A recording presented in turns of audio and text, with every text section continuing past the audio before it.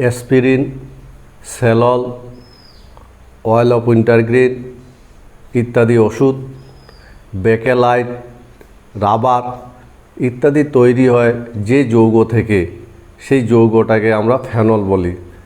আগের দিন আমরা ফেনলের প্রস্তুতি দেখেছি, আজকে ফেনলের ভৌত ধর্ম আর রাসায়নিক ধর্মগুলো দেখব।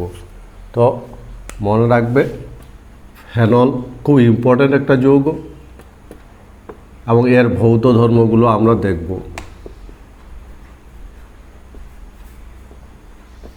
যেমন ফেনলের রাসায়নিক নাম কার্বলিক অ্যাসিড।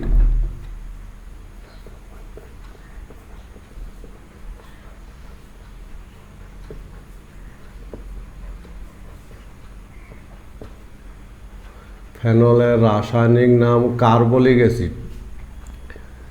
ফেনল এর বিশেষ গন্ধযুক্ত, ফেনলিক গন্ধ বলা হয়। বিশেষ গন্ধযুক্ত, এটা তরল বা কঠিন হতে পারে।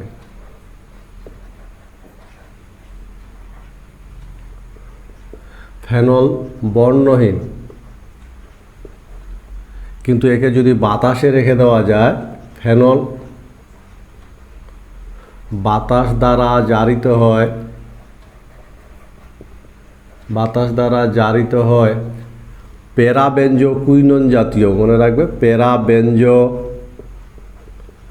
প্যারাবেনজো কুইনন জাতীয়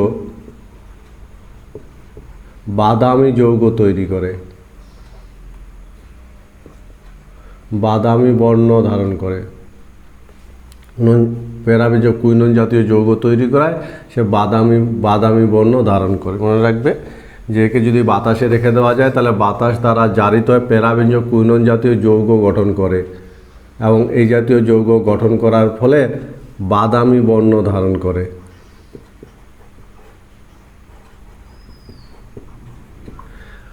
আবার ফেনল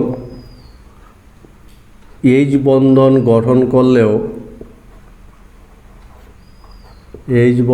গঠন করলেও এই ফিনাইল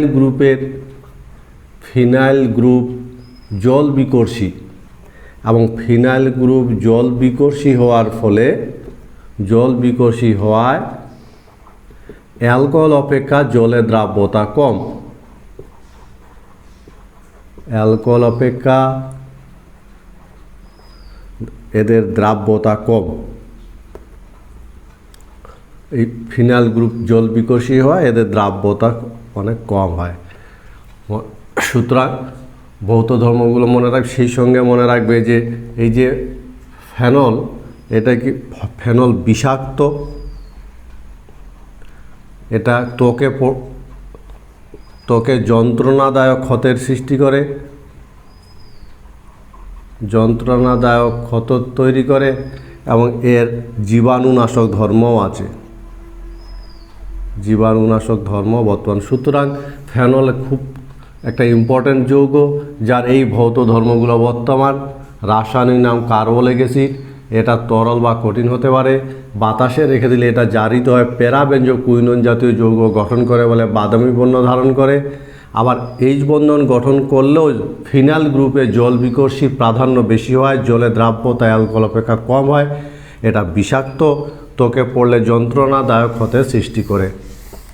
আমরা এই ফেনলের রাসায়নিক ধর্মগুলো দেখব এবং মনে রাখবে, ফেনলের রাসায়নিক ধর্মগুলো মনে রাখার সুবিধার জন্য আমরা 3-4টা ক্যাটাগরিতে ভাগ করে পড়ব। প্রথম আমরা ফেনলের সেই বিক্রিয়াগুলোই পড়ব যেখানে ওএইচের হাইড্রোজেন অংশগ্রহণ করে। ফেনলের ওএইচের হাইড্রোজেনের বিক্রিয়াগুলো পড়ব, যে বিক্রিয়ায় শুধু হাইড্রোজেন অংশগ্রহণ করে।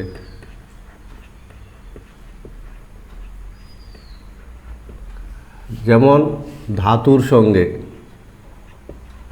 সক্রিয় ধাতুর সঙ্গে, ক্ষারের সঙ্গে, অ্যাসিড ক্লোরাইড, অ্যাসিড অ্যানহাইড্রাইডের সঙ্গে,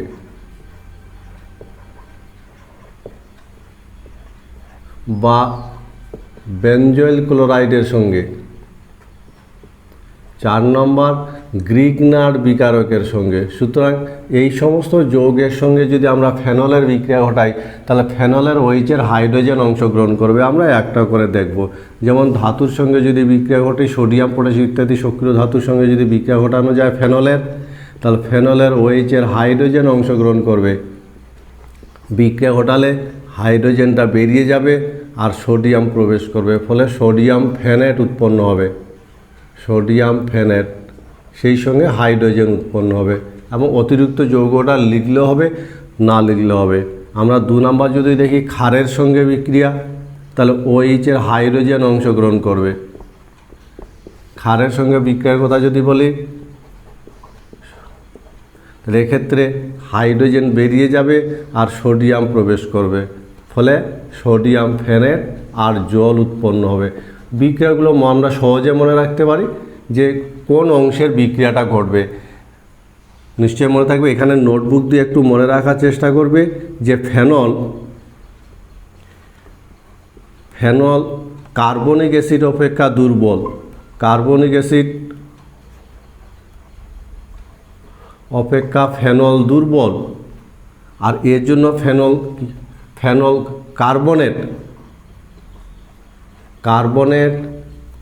বা বাইকার্বনেট বা বাইকার্বনেট থেকে CO2 উৎপন্ন করতে পারে না।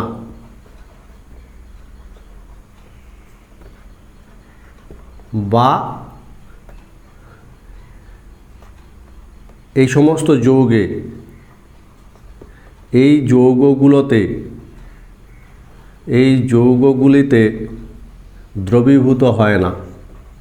অনেক সময় এই জায়গাটাতে কোশ্চিন থাকে, দ্রবীভূত হয় না। সুতরাং মনে রাখবে যে ক্ষারে কার্বনিক অ্যাসিড অপেক্ষা ফেনল দুর্বল হওয়ায় কার্বনেট বা বাইকার্বনেট, যেমন সোডিয়াম কার্বনেট, সোডিয়াম বাইকার্বনেট ইত্যাদির সঙ্গে বিক্রিয়া করে কার্বন ডাইঅক্সাইড উৎপন্ন করতে পারবে না, আর এই সমস্ত ক্ষারে ফেনল দ্রবীভূত হবে না। আমরা পরের ক্যাটাগরি অ্যাসিড ক্লোরাইড, অ্যাসিড অ্যানহাইড্রাইডের সঙ্গে অ্যাসিটাইলেশন বিক্রিয়াটা বলা হয় ফেনলের। যেমন ফেনলের সাথে যদি আমি অ্যাসিটাইল ক্লোরাইডের বিক্রিয়া ঘটাই, অ্যাসিটাইল ক্লোরাইড, তাহলে এক্ষেত্রে OH-টা অংশগ্রহণ করবে এবং এখানে অ্যাসিটাইল গ্রুপটা প্রবেশ করবে আর হাইড্রোজেন বেরিয়ে যাবে HCl হিসাবে। ফলে যেই যৌগটা উৎপন্ন হবে সেটা হলো ফিনাইল অ্যাসিটেট, COCH3, এর নাম ফিনাইল অ্যাসিটেট।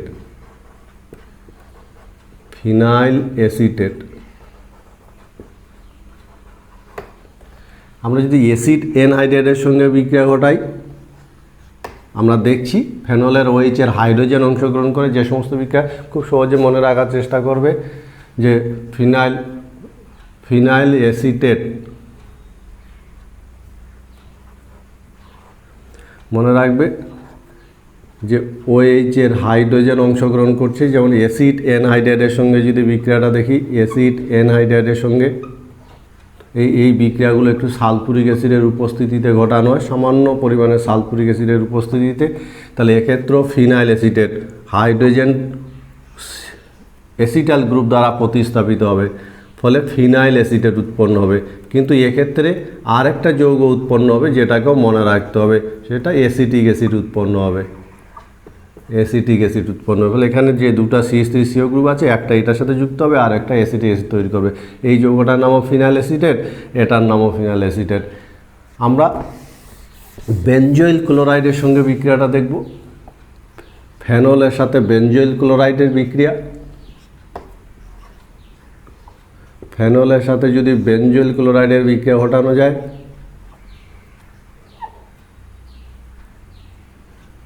COCl ক্ষারের উপস্থিতিতে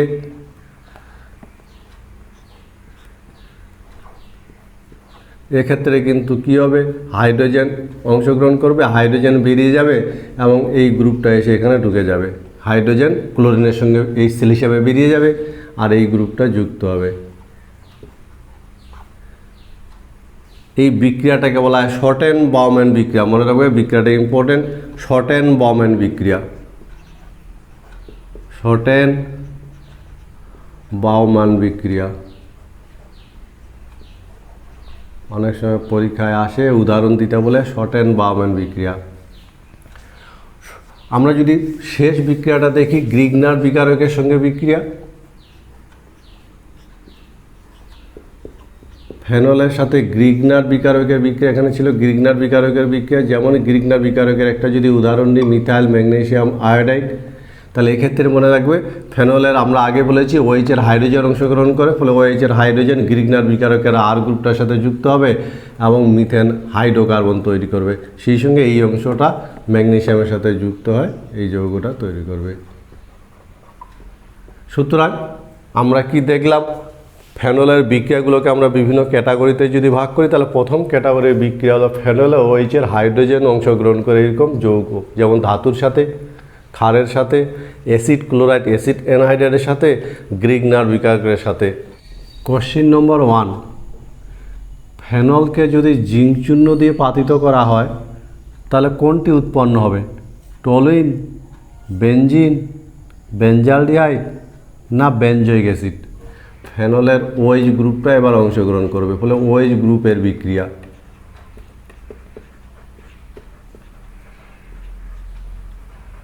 OH গ্রুপের বিক্রিয়া অ্যামোনিয়ার সঙ্গে আর জিঙ্ক চূর্ণের সঙ্গে, এই দুটো যৌগের সাথে যদি আমরা ফেনলের বিক্রিয়া দেখি, তাহলে ফেনলের OH অংশগ্রহণ করবে। যেমন প্রথম বিক্রিয়াটা আমরা অ্যামোনিয়ার সাথে যদি দেখি, এর সাথে যদি অ্যামোনিয়ার বিক্রিয়া ঘটানো যায় অনার্দ্র জিঙ্ক ক্লোরাইডের উপস্থিতিতে, অনার্দ্র জিঙ্ক ক্লোরাইডের উপস্থিতিতে প্রায় 300 ডিগ্রি সি উষ্ণতায়, তাহলে OH গ্রুপটা NH2 গ্রুপ দ্বারা প্রতিস্থাপিত হবে। ফলে OH গ্রুপ NH2 দ্বারা প্রতিস্থাপিত হওয়ার ফলে অ্যানিলিন উৎপন্ন হবে। অ্যানিলিন। আমরা দ্বিতীয় ক্যাটাগরি তাহলে মনে রাখবে OH গ্রুপের বিক্রিয়া, OH গ্রুপ গোটাটাই অংশগ্রহণ করবে। আমরা দ্বিতীয় বিক্রিয়া যদি দেখি, ফেনলের সাথে বিক্রিয়া এবং ফেনলের সঙ্গে যদি আমরা জিঙ্ক চূর্ণ দিয়ে পাতন করি, তাহলে OH গ্রুপটা হাইড্রোজেন দ্বারা প্রতিস্থাপিত হবে। OH গ্রুপটা বেরিয়ে যাবে আর হাইড্রোজেন ঢুকে যাবে, ফলে বেনজিন উৎপন্ন হবে। সুতরাং এই দুটো বিক্রিয়া হলো ফেনলের OH গ্রুপের বিক্রিয়া। আমরা ফেনলের একটা স্পেশাল বিক্রিয়া আছে, আমরা স্পেশাল বিক্রিয়া বলে থাকি, যেখানে ফেরিক ক্লোরাইডের সঙ্গে বিক্রিয়া। ফেনলের স্পেশাল বিক্রিয়া ফেরিক ক্লোরাইডের সঙ্গে বিক্রিয়া। মনে রাখবে বিক্রিয়াটা ফেরিক ক্লোরাইডের সঙ্গে বিক্রিয়া। একটা জটিল যৌগ তৈরি করে, বেগুনি বর্ণের জটিল যৌগ তৈরি করে। মনে রাখবে বিক্রিয়াটা ফেনলের সাথে যদি ফেরিক ক্লোরাইডের বিক্রিয়া ঘটানো যায়, তাহলে সেক্ষেত্রে একটা জটিল যৌগ, বেগুনি বর্ণের জটিল যৌগ তৈরি হয়।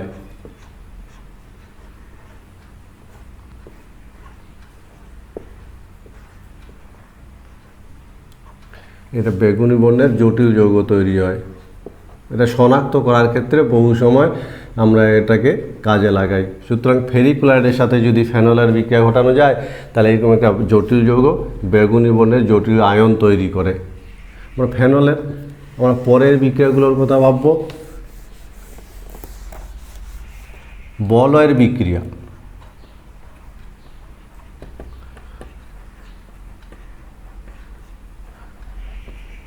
বলয়ের বিক্রিয়া তো মনে রাখবে, বলয়ের বিক্রিয়ায় OH গ্রুপ বলয়কে সক্রিয় করে। OH গ্রুপ বলয়কে সক্রিয় করার ফলে ইলেকট্রোফিলিক প্রতিস্থাপন বিক্রিয়া,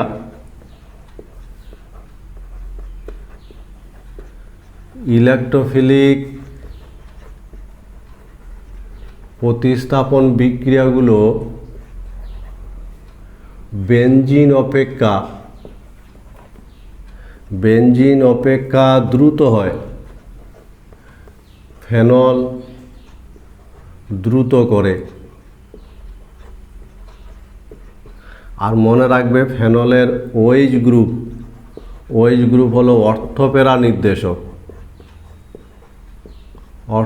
নির্দেশক। ফলে এই কথাগুলোকে সামনে রেখে আমরা ফেনলের যে ইলেকট্রোফিলিক প্রতিস্থাপন বিক্রিয়াগুলো পড়ব। মনে রাখবে OH গ্রুপ বলয়কে সক্রিয় করে, ফলে ফেনলের ইলেকট্রোফিলিক প্রতিস্থাপন বিক্রিয়াগুলো বেনজিন অপেক্ষা অনেক দ্রুততার সঙ্গে ঘটে, আর ফেনলের OH গ্রুপটা অর্থোপেরা নির্দেশক।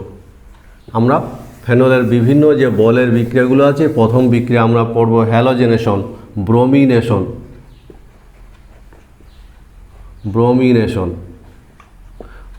ফেনলের সাথে যদি ব্রোমিন জলের বিক্রিয়া ঘটানো যায়, ফেনলের সাথে ব্রোমিন জল, তাহলে তৈরি হবে অধিক সক্রিয়তার জন্য 3টা ব্রোমিন গ্রুপ ঢুকে যাবে 2, 4 আর 6 নম্বর। মনে রাখবে 2, 4 আর 6 নম্বর পজিশনে, এবং এটার একটা অধক্ষেপ পড়বে, সাদা অধক্ষেপ এটা, এবং এর নাম 2, 4, 6 ট্রাইব্রোমোফেনলের সাদা অধক্ষেপ পড়বে। কিন্তু আমরা যদি জলের পরিবর্তে কম ধ্রুবীয় দ্রাবক ব্যবহার করি, তাহলে সেক্ষেত্রে অর্থোপেরা আইসোমার তৈরি হবে। যেমন এর সাথে যদি আমি ব্রোমিনের বিক্রিয়া ঘটাই CH2, তাহলে সেক্ষেত্রে যেহেতু এটা অর্থোপেরা নির্দেশক, মনে রাখবে অর্থোপেরা নির্দেশক, ফেনলের OH গ্রুপটা অর্থোপেরা নির্দেশক, ফলে অর্থ পজিশনে একটা ব্রোমিন ঢুকবে আর পেরা পজিশনে একটা ব্রোমিন ঢুকবে, ফলে ব্রোমোফেনল আর পেরা ব্রোমোফেনল উৎপন্ন হবে। এই হলো ফেনলের ব্রোমিনেশন। যদি জল ব্রোমিন ব্যবহার করি তাহলে 2,4,6 যৌগ তৈরি হবে, আর যদি ব্রোমিন CH2 ব্যবহার করি তাহলে সেক্ষেত্রে অর্থোপেরা আইসোমার তৈরি হবে। ক্লোরিনেশন, ক্লোরিন জলের সাথে যদি বিক্রিয়া ঘটানো যায়,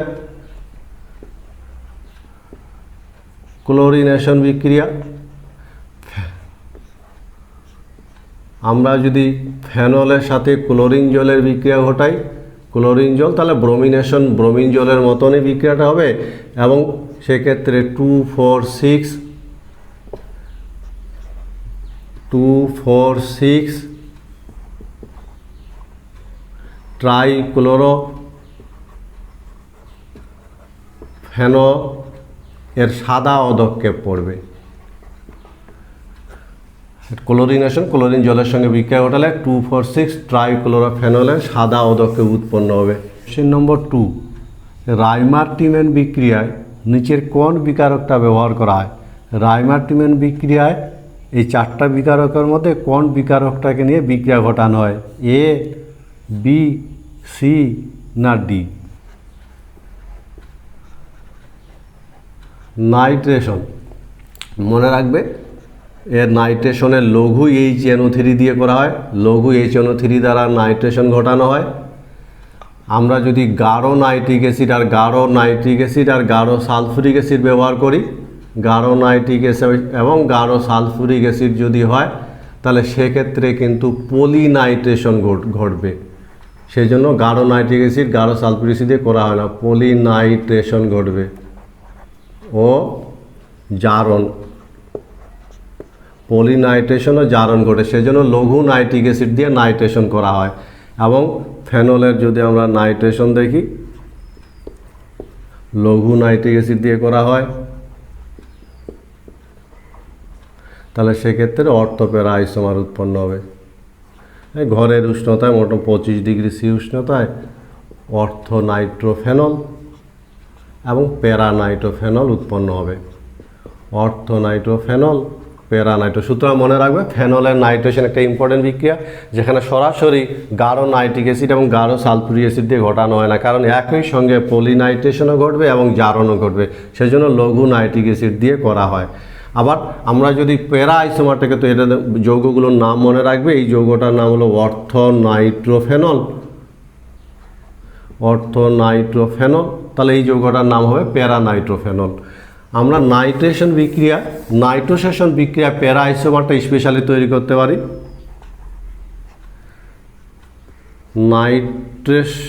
নাইট্রোসেশন বিক্রিয়া শুধুমাত্র প্যারা আইসোমারটা তৈরি করার জন্য।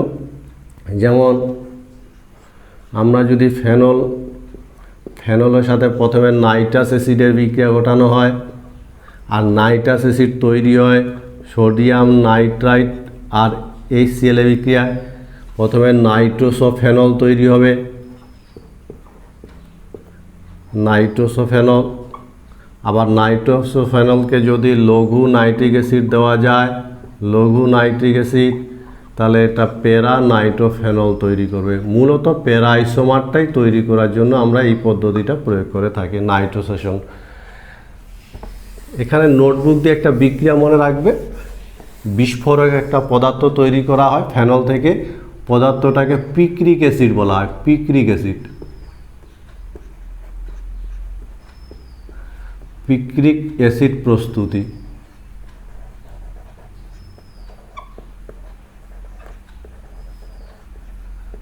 পিক্রিক অ্যাসিড, ফেনল থেকে আমরা পিক্রিক অ্যাসিড তৈরি করি। প্রথমে ফেনলের সালফোনেশন করা হয়, গাঢ় H2SO4, ফলে অর্থোপ্যারা আইসোমার উৎপন্ন হয়।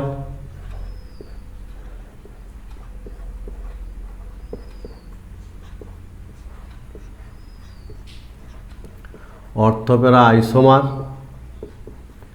এবার উৎপন্ন পদার্থটার সঙ্গে যদি নাইট্রিক অ্যাসিডের বিক্রিয়া ঘটানো যায়, নাইট্রিক অ্যাসিডের বিক্রিয়া প্রায় 100 ডিগ্রি সিতে বিক্রিয়াগুলো ঘটানো হয়, তাহলে সেক্ষেত্রে আমরা একটা যৌগ পাবো যাকে পিক্রিক অ্যাসিড বলা হয়, পিক্রিক অ্যাসিড।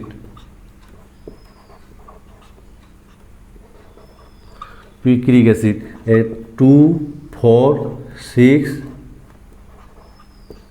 ট্রাই নাইট্রোফেনল, একে বলা হয় পিক্রিক অ্যাসিড এবং একটা বিস্ফোরক হিসাবে ব্যবহার করা হয়, বিস্ফোরক পদার্থ। সুতরাং মনে রাখবে পিক্রিক অ্যাসিডের রাসায়নিক নাম হলো 2,4,6 ট্রাইনাইট্রোফেনল এবং এটা কিন্তু বিস্ফোরক হিসাবে ব্যবহার করা হয়। 3, এই ফেনলের সঙ্গে নিচের কোনটির বিক্রিয়ায় বেকেলাইট উৎপন্ন হয়? আমরা জানি যে ফেনল থেকে বেকেলাইট তৈরি করি, A, B, C, D, চারটার মধ্যে কোনটার সঙ্গে ফেনলের বিক্রিয়ায় বেকেলাইট উৎপন্ন হয়? সালফোনেশন। সালফোনেশন বিক্রিয়া গাঢ় সালফুরিক অ্যাসিডের উপস্থিতিতে ঘটানো হয়। নিশ্চয়ই তোমাদের জানা আছে অর্গ্যানিক কেমিস্ট্রিতে নাইট্রেশন, সালফোনেশন, হ্যালোজেনেশন বিক্রিয়াগুলো আমরা বলে থাকি। ফেনলের সালফোনেশন বিক্রিয়া যদি ঘটানো হয় ফেনলের সাথে গাঢ় সালফুরিক অ্যাসিড, তো প্রোডাক্ট কী হবে সেটা নির্ভর করবে কিন্তু উষ্ণতার উপর। 20 ডিগ্রি সির মতন যদি উষ্ণতা হয় তাহলে অর্থ আইসোমারটা বেশি করে তৈরি হবে, ফলে অর্থ আইসোমারটা তৈরি হবে। এর নাম orthophenol sulphonic acid, orthophenol sulphonic acid, sulphonic acid. আর যদি আমরা উষ্ণতাটাকে বাড়িয়ে দিই, উষ্ণতা যদি বাড়িয়ে দিয়ে 100 ডিগ্রি করা হয় তাহলে সেক্ষেত্রে কিন্তু প্যারা আইসোমারটা বেশি উৎপন্ন হবে এবং সেক্ষেত্রে উৎপন্ন হবে প্যারাফেনল সালফোনিক অ্যাসিড। ফলে ফেনলের প্যারাফেনল সালফোনিক অ্যাসিড, ফেনলের সালফোনেশনে অর্থ আইসোমার তৈরি হবে না প্যারা আইসোমার তৈরি হবে সেটা কিন্তু নির্ভর করবে তার উষ্ণতাটার উপর। উষ্ণতা কম হলে অর্থ আইসোমার উৎপন্ন হয় আর উষ্ণতা বেশি হলে প্যারা আইসোমার তৈরি হয়। আমরা ফেনলের পরের বিক্রিয়াগুলোতে যাব এবং অর্গ্যানিক কেমিস্ট্রিতে অনেকেরই হয়তো জানা আছে ফিডেল ক্যাপ বিক্রিয়া বলে একটা বিক্রিয়া আছে, ভীষণ ইম্পর্টেন্ট। অনেক যৌগ এই বিক্রিয়া অংশগ্রহণ করে, ফেনলও কিন্তু করে। আমরা দেখব ফেনলের ফিডেল ক্যাপ বিক্রিয়া, ফিডেল ক্রাফট।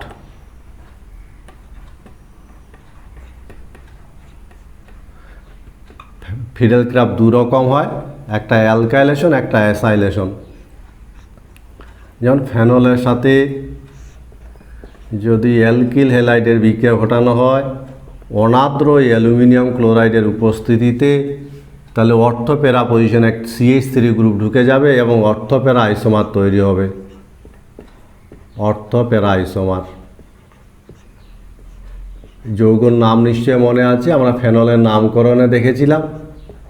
বলতে পারবে এই যৌগ দুটোর নাম কি? এটার নাম অর্থোক্রেসল আর এটার নাম প্যারাক্রেসল। এটা হলো অ্যালকাইলেশন বিক্রিয়া। ফিডেল ক্যাপ বিক্রিয়া ফেনল আর একটা বিক্রিয়া করে যাকে অ্যাসাইলেশন বিক্রিয়া বলা হয়। ফেনলের সাথে যদি অ্যাসিটাইল ক্লোরাইডের বিক্রিয়া ঘটানো হয় অনার্দ্র অ্যালুমিনিয়াম ক্লোরাইডের উপস্থিতিতে, তাহলে সেক্ষেত্রে এসাইল গ্রুপটা, এক্ষেত্রে মিথাইল গ্রুপটা প্রবেশ করেছে, এক্ষেত্রে অ্যাসিটাইল গ্রুপটা প্রবেশ করবে এবং অর্থোপেরা আইসোমার তৈরি হবে।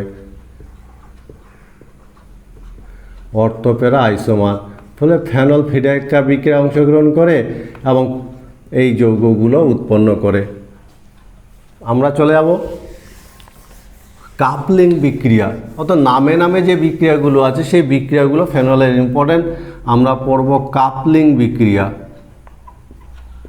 কাপলিং বেনজিন ডাইজিনাম ক্লোরাইডের সঙ্গে বিক্রিয়াটা সম্পন্ন করে ক্ষারীয় মাধ্যমে, ক্ষারীয় মাধ্যমে বেনজিন ডাইজিনাম ক্লোরাইডের সঙ্গে বিক্রিয়াটা সম্পন্ন করে। আমরা যদি ফেনলের সঙ্গে বেনজিন ডাইজিনাম ক্লোরাইডের বিক্রিয়া ঘটাই, মনে রাখবে কাপলিং বিক্রিয়া, ফেনলের সাথে বেনজিন ডাইজিনাম ক্লোরাইড ক্ষারীয় মাধ্যমে যদি বিক্রিয়াটা ঘটানো হয়, তাহলে সেক্ষেত্রে প্যারা হাইড্রক্সি অ্যাজোবেনজিন বলে কমলা বর্ণের একটা যৌগ তৈরি হয়, প্যারা হাইড্রক্সি অ্যাজোবেনজিন।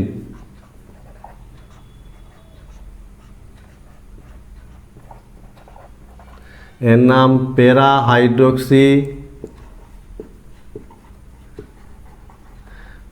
হাইড্রক্সি অ্যাজোবেনজিন, এর সোডিয়াম লবণ,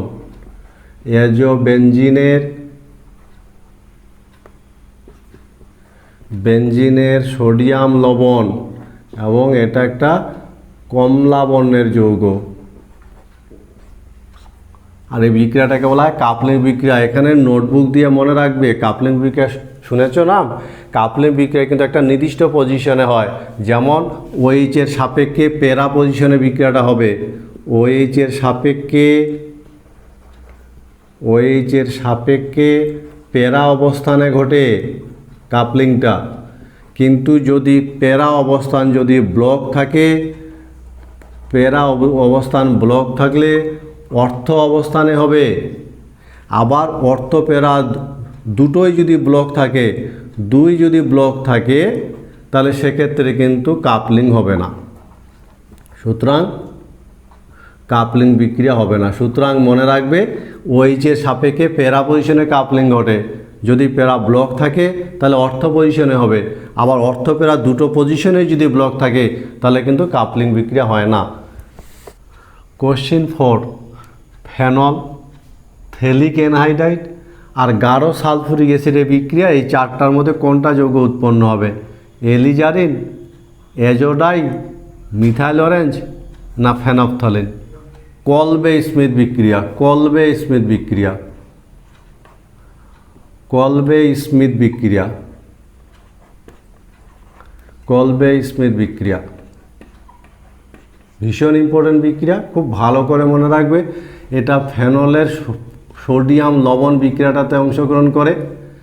এর সাথে যদি কার্বন ডাইঅক্সাইডের বিক্রিয়া ঘটানো যায় 120 থেকে 140 ডিগ্রি সিতে এবং 4 থেকে 8 ATM চাপে, তাহলে সেক্ষেত্রে স্যালিসাইলিক অ্যাসিডের সোডিয়াম লবণ উৎপন্ন হয়। একে যদি লঘু HCl দিয়ে আর্দ্র বিশ্লেষণ করা হয়, লঘু HCl দিয়ে, তাহলে স্যালিসাইলিক উৎপন্ন হয়। এই বিক্রিয়াটাকে কলবে স্মিথ বিক্রিয়া বলে। ভীষণ ইম্পর্টেন্ট বিক্রিয়া, খুব ভালো করে বিক্রিয়াটা মনে রাখবে। বুঝতে পেরেছো তো? বিক্রিয়াটা কিন্তু ভীষণ ইম্পর্টেন্ট। এবং এক্ষেত্রে কী উৎপন্ন হয়? Salicylic acid, salicylic acid, salicylic acid.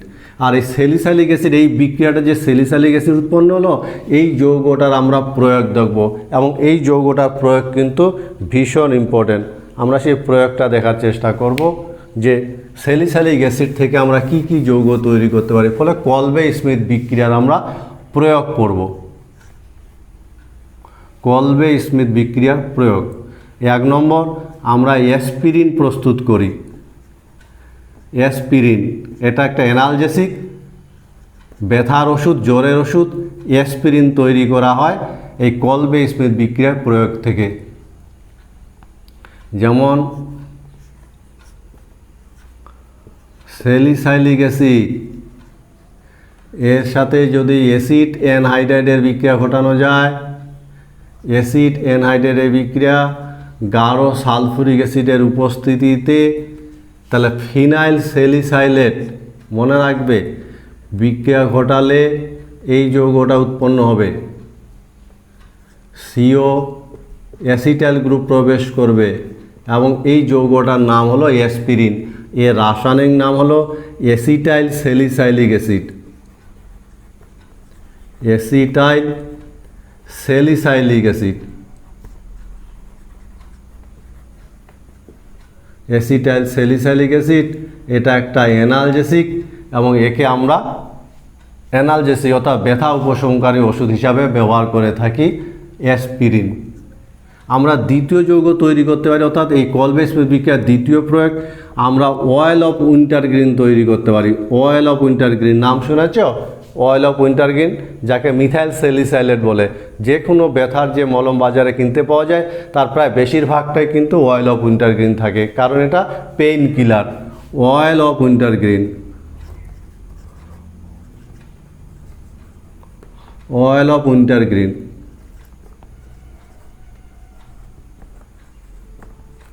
এবং অয়েল অফ উইন্টারগ্রিনের আমরা প্রয়োগটা দেখব।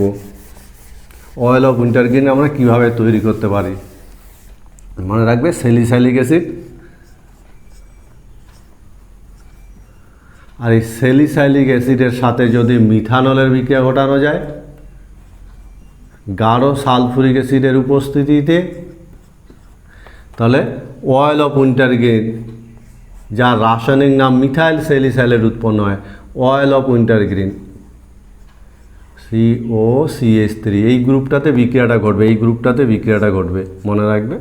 একে অয়েল অফ উইন্টারগ্রিন বলা হয় এবং এর রাসায়নিক নাম মিথাইল স্যালিসাইলেট। মিথাইল স্যালিসাইলেট, এটা ব্যথার ওষুধ হিসাবে আমরা ব্যবহার করে থাকি। স্যালল প্রস্তুতি, কলবে স্মিথ বিক্রিয়ার তৃতীয় প্রয়োগ আমরা ফেনল থেকে স্যালল তৈরি করতে পারি। ফেনলের সাথে যদি স্যালিসাইলিক অ্যাসিড, ফসফরাস অক্সিক্লোরাইড, মনে রাখবে স্যালল ভীষণ ইম্পর্ট্যান্ট একটা যৌগ, একে অ্যান্টিসেপ্টিক হিসাবে ব্যবহার করা যায়। এবং ফেনলের সাথে যদি স্যালিসাইলিক অ্যাসিডের বিক্রিয়া ঘটানো যায় তাহলে ফিনাইল স্যালিসাইলেট উৎপন্ন হয়। এর নাম স্যালল, রাসায়নিক নাম মনে রাখবে, রাসায়নিক নাম ফিনাইল স্যালিসাইলেট। ফিনাইল স্যালিসাইলেট এটা আভ্যন্তরীণ গলার চিকিৎসায় ব্যবহার করা হয়, আভ্যন্তরীণ অ্যান্টিসেপ্টিক হিসাবে। আমরা ফেনলের আর একটা ইম্পর্ট্যান্ট বিক্রিয়া রাইমার-টিমেন বিক্রিয়া পড়ব। রাইমার-টিমেন বিক্রিয়া ভীষণ ইম্পর্ট্যান্ট বিক্রিয়া। রাইমার-টিমেন বিক্রিয়া, রাইমার-টিমেন বিক্রিয়া দু ধরনের হয়। আমরা যদি ক্লোরোফর্মের সঙ্গে বিক্রিয়া ঘটাই ক্ষারীয় মাধ্যমে প্রায় 60 থেকে 70 ডিগ্রি উষ্ণতায়, তাহলে সেক্ষেত্রে প্রথমে একটা অন্তর্বর্তী যৌগ তৈরি হবে এবং এই অন্তর্বর্তী যৌগটা ভেঙে গিয়ে স্যালিসাইলডিহাইডের সোডিয়াম লবণ উৎপন্ন হবে, যাকে লঘু HCl দিয়ে আর্দ্র বিশ্লেষণ করলে আমরা স্যালিসাইলডিহাইড পাব। এই বিক্রিয়াটাকে বলা হয় রাইমার-টিমেন বিক্রিয়া। স্যালিসাইলডিহাইড,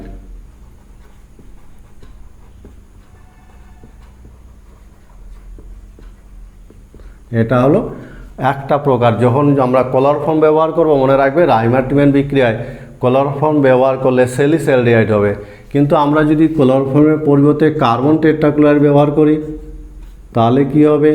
আমরা ফেনলের সাথে যদি কার্বন টেট্রাক্লোরাইডের বিক্রিয়া ঘটাই ক্ষারীয় মাধ্যমে, তাহলে এই বিক্রিয়াটাকেও আমরা রাইমার-টিমেন বিক্রিয়া বলবো এবং এক্ষেত্রে মনে রাখবে স্যালিসাইলিক অ্যাসিড উৎপন্ন হবে।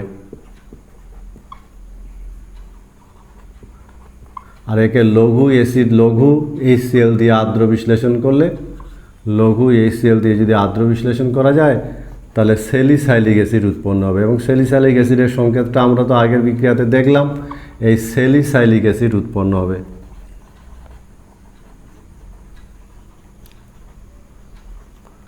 সুতরাং ফেনলের আরেকটা ইম্পর্টেন্ট বিক্রিয়া রাইমার টিমেন বিক্রিয়া, মনে রাখবে দু রকম হয়, সেটা নির্ভর করবে আমরা কার্বন টেট্রাক্লোরাইডে যদি বিক্রিয়াটা ঘটাই তাহলে স্যালিসাইলিক অ্যাসিড, আর যদি আমরা ক্লোরোফর্মে বিক্রিয়াটা ঘটাই তাহলে সেক্ষেত্রে স্যালিসাইলডেহাইড উৎপন্ন হবে। আমরা ফেনলের পরের বিক্রিয়ার কথা, রাইমার টিমেন বিক্রিয়ার পর ফেনলের গ্যাটারম্যান বিক্রিয়া বলে একটা বিক্রিয়া আছে। ফেনলের গ্যাটারম্যান বিক্রিয়া,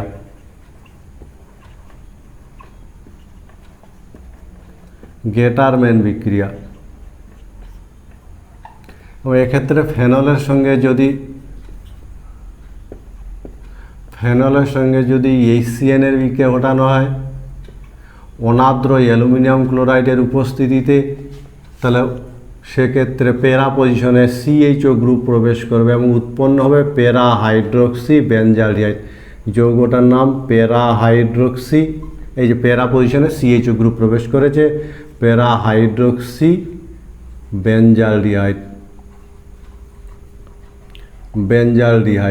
এটাকে ফেনলের গ্যাটারম্যান বিক্রিয়া বলা হয়। ফেনলের আরও বিক্রিয়া আছে, যেমন লেটারার মেনাসে বিক্রিয়া, একটা বিক্রিয়া আছে যেখানে CH2OH গ্রুপ প্রবেশ করে। লেটারার মেনাসে বিক্রিয়া,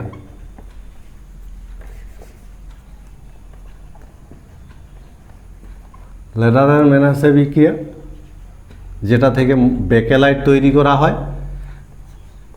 আমরা যদি ফেনলের সঙ্গে ফর্মালডিহাইডের বিক্রিয়া ঘটাই ক্ষারীয়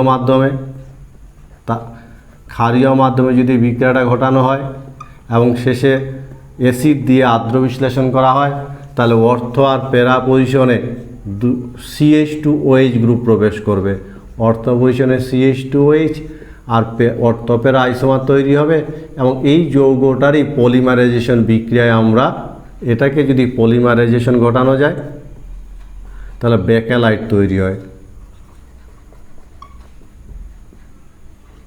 পলিমারাইজেশন বিক্রিয়া ঘটালে বেকেলাইট তৈরি হয়, এটাকে লেটারার মেনাসে বিক্রিয়া বলা হয়, বেকেলাইট।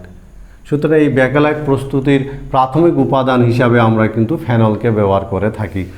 ফেনল থেকে তোমাদের নিশ্চয়ই জানা আছে টাইট্রেশন বিক্রিয়ায় আমরা ফেনফথলিন নির্দেশক ব্যবহার করি, এবং এই ফেনল থেকেই কিন্তু ফেনফথলিন প্রস্তুত করা হয় থেলিক অ্যানহাইড্রাইডের সঙ্গে বিক্রিয়া ঘটিয়ে।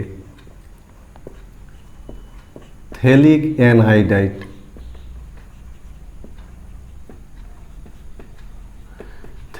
অ্যানহাইড্রাইড থেকে আমরা থেলিক অ্যানহাইড্রাইডের সঙ্গে যদি ফেনলের বিক্রিয়া ঘটাই, থেলিক অ্যানহাইড্রাইড এর সাথে যদি ফেনলের বিক্রিয়া ঘটানো হয় তাহলে ফেনফথলিন তৈরি হয়, যেটা অর্গ্যানিক কেমিস্ট্রিতে আমরা নির্দেশক হিসাবে ব্যবহার করি। জানা আছে তো তোমাদের ফেনফথলিন, মিথাইল অরেঞ্জ, মিথাইল রেড, এই সমস্ত নির্দেশকগুলো আমরা টাইট্রেশনে ব্যবহার করে থাকি। এটা থেলিক অ্যানহাইড্রাইডের সঙ্গে যদি বিক্রিয়া ঘটানো যায় তাহলে ফেনফথলিন তৈরি হয়। যৌগটার সংকেতটা ইজি করে লেখার চেষ্টা করবে, ইজি করে ভাববে, ফেনল জুড়ে দিবে।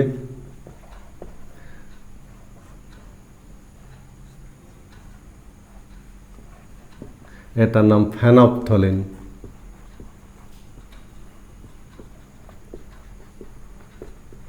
আর এই যৌগটার নাম থেলিক অ্যানহাইড্রাইড।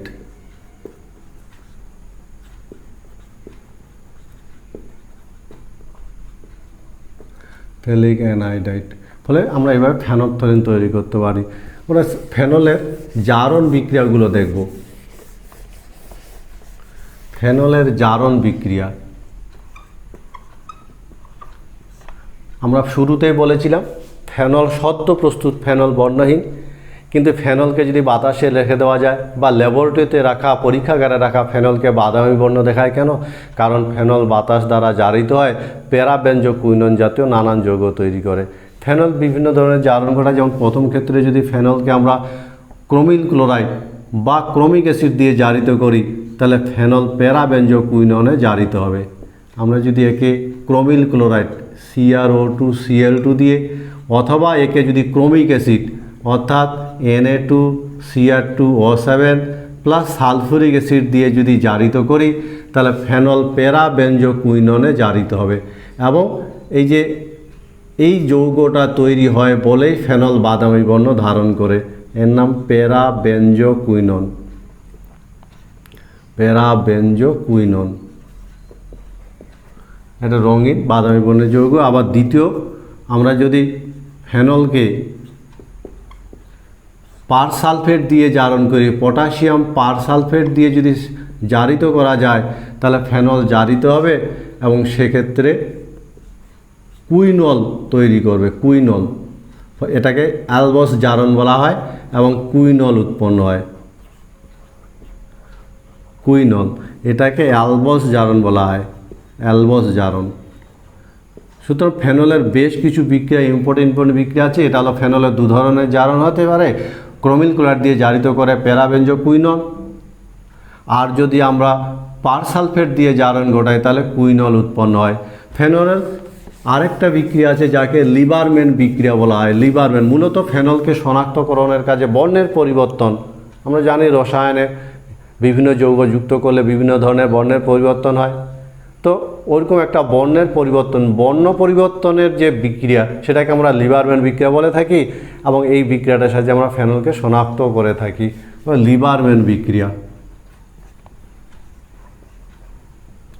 লিবারম্যান বিক্রিয়া বারবার বর্ণ চেঞ্জ করে। প্রথমে ফেনলের সঙ্গে নাইট্রাস অ্যাসিডের বিক্রিয়া ঘটানো হয়, ফেনলের সঙ্গে নাইট্রাস অ্যাসিডের বিক্রিয়া, নাইট্রোসোফেনল উৎপন্ন হয়। এই নাইট্রোসোফেনলের সঙ্গে যদি অতিরিক্ত ফেনলের বিক্রিয়া ঘটানো হয় একটু সালফুরিক অ্যাসিডের উপস্থিতিতে, তাহলে সেক্ষেত্রে এই যৌগগুলো উৎপন্ন হবে।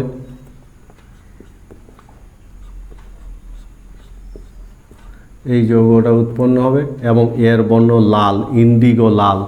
এবার একে যদি একটু সোডিয়াম হাইড্রোক্সাইড দেওয়া যায় তাহলে সেক্ষেত্রে নীল বর্ণের সোডিয়াম লবণ উৎপন্ন হবে। ফলে এইভাবে যে লাল নীল বর্ণের পরিবর্তন ঘটে এটাকে আমরা লিবারম্যান বিক্রিয়া বলে থাকি।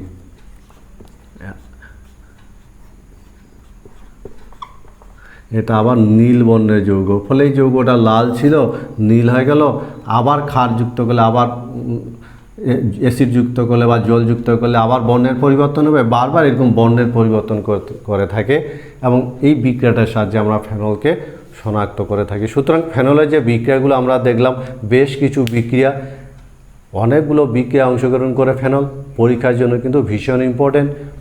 কোশ্চেন নম্বর 5, কলবে স্মিথ বিক্রিয়ায় নিচের কোনটা ইলেকট্রোফাইল হিসাবে কাজ করে? কলবে স্মিথ বিক্রিয়া ইলেকট্রোফাইল কোনটা? CO2, NaOH, OH- না PHONA? অ্যালকোহল অপেক্ষা ফেনলের আম্লিক ধর্ম বেশি এবং আমরা ফেনলের আম্লিক ধর্ম বেশি হওয়ার কারণ ব্যাখ্যা করার চেষ্টা করব। আমরা যদি দেখি ফেনলের ক্ষেত্রে এই যে OH বন্ধনের ইলেকট্রন জোড়, যেহেতু অক্সিজেন তীব্র তড়িৎ-ঋণাত্মক, ফলে বন্ধনের ইলেকট্রন জোড় অক্সিজেনের দিকে ঘেঁষে আসে, ফলে ওই বন্ধনটা অনেকটা ধ্রুবীয় হয় এবং প্রোটন ত্যাগের মাধ্যমে যে ফেনক্সাইড আয়ন উৎপন্ন হয়, প্রোটন ত্যাগের মাধ্যমে যদি ফেনক্সাইড আয়ন উৎপন্ন হয় তাহলে সেক্ষেত্রে উৎপন্ন ফেনক্সাইড আয়ন কিন্তু রেজোন্যান্সের মাধ্যমে স্থিতিশীলতা লাভ করতে পারে। আমরা যদি ফেনক্সাইড আয়নের রেজোন্যান্স গঠনাকৃতিগুলো দেখি, রেজোন্যান্স গঠনাকৃতিগুলো যদি দেখি তাহলে দেখব রেজোন্যান্স গঠনের মাধ্যমে কিন্তু ফেনল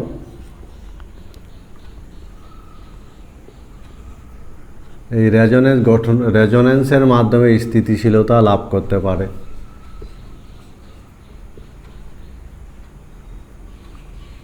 এইভাবে রেজোন্যান্স গঠনের মাধ্যমে স্থিতিশীলতা লাভ করতে পারে, কিন্তু অ্যালকোহলগুলোর এ ধরনের রেজোন্যান্স স্থিতিশীলতা নেই। সুতরাং ফেনলের OH বন্ধন ধ্রুবীয় হওয়ায় অক্সিজেনের দিকে ইলেকট্রনগুলো সরে আসে, বন্ধনটা দুর্বল হয় এবং সহজে প্রোটন নির্গমন ঘটে। অ্যালকোহলগুলোর ক্ষেত্রে এই ধরনের রেজোনেন্স স্থিতিশীলতা নেই, সে কারণে অ্যালকোহলের তুলনায় ফেনলের আম্লিক ধর্ম কিন্তু বেশি হয়।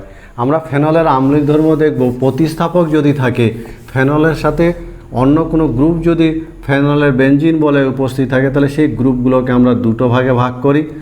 যেমন ফেনলের কিছু কিছু গ্রুপ আছে, যে সমস্ত গ্রুপ যেমন NO2 গ্রুপ, যেমন ক্লোরিন ব্রোমিন, এই গ্রুপগুলোকে এরা হলো ইলেকট্রন আকর্ষী গ্রুপ, ইলেকট্রন উইথড্রয়িং গ্রুপ বলা হয়।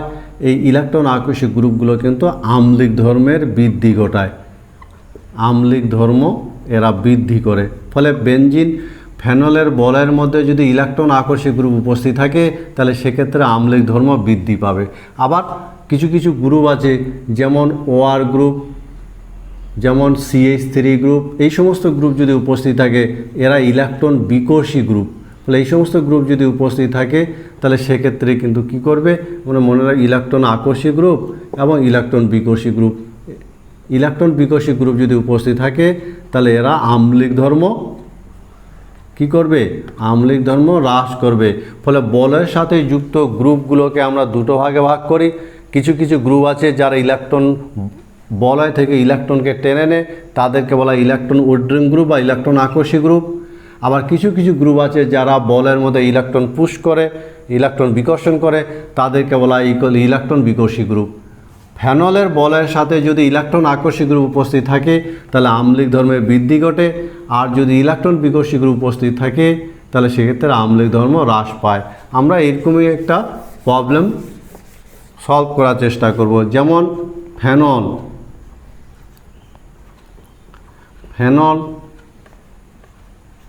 অর্থোনাইট্রোফেনল, প্যারানাইট্রোফেনল, আম্লিক ধর্মের ক্রমটা কেমন হবে?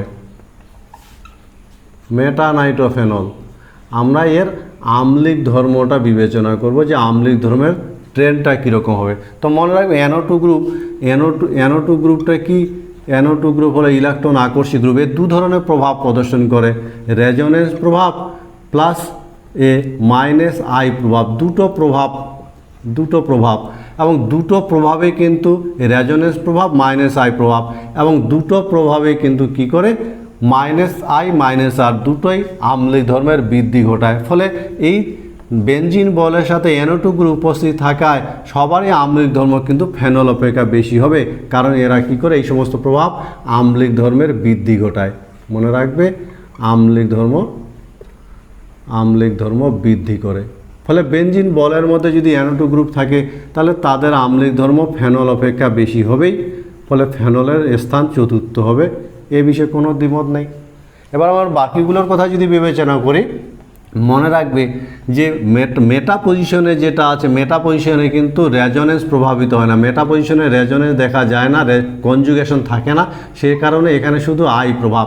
সে কারণে মেটা আইসোমারটা কিন্তু তৃতীয় পজিশন, অর্থাৎ এর আম্লিক ধর্ম তৃতীয় পজিশন, অর্থ আর প্যারা আইসোমারের তুলনায় কম হবে। ফলে মেটা পজিশন হবে তৃতীয় স্থানে। এবার অর্থ আর প্যারা পজিশনের কথা যদি বিবেচনা করি, এখানে কিন্তু দুটোই প্রভাব বর্তমান। এখানে যেমন R প্রভাব বর্তমান, I প্রভাবও, এখানেও R প্রভাব, এখানেও I প্রভাব। তো এদের মধ্যে প্যারা পজিশনে আর অর্থ পজিশনের তুলনায় এই যে আমাদের যে রেজোনেন্স প্রভাবটা, সেটা অর্থ প্রভাবের জন্য, কিন্তু অর্থ প্রভাবের জন্য অর্থ আইসোমারের আম্লিক ধর্ম একটু হ্রাস পায়। ফলে দ্বিতীয় পজিশনে অর্থ আইসোমারটা হবে এবং প্রথম অবস্থানে কিন্তু প্যারা আইসোমার হবে। সুতরাং ফেনলের যদি বলের সাথে NO2 গ্রুপ উপস্থিত থাকে, তাহলে -I প্রভাব এবং -R প্রভাবের সাহায্যে আমরা আম্লিক ধর্মের ট্রেন্ডটা ব্যাখ্যা করতে পারি। দুটো প্রভাবেই ইলেকট্রন আকর্ষী হয়, এরা কিন্তু আম্লিক ধর্ম বাড়িয়ে দেয়। ফলে এই প্রভাবটা সর্বাধিক প্যারা অবস্থানে হয়, প্যারা পজিশন সবথেকে বেশি আম্লিক ধর্ম হবে, তারপরে অর্থ পজিশন, তারপরে মেটা আইসোমার এবং শেষে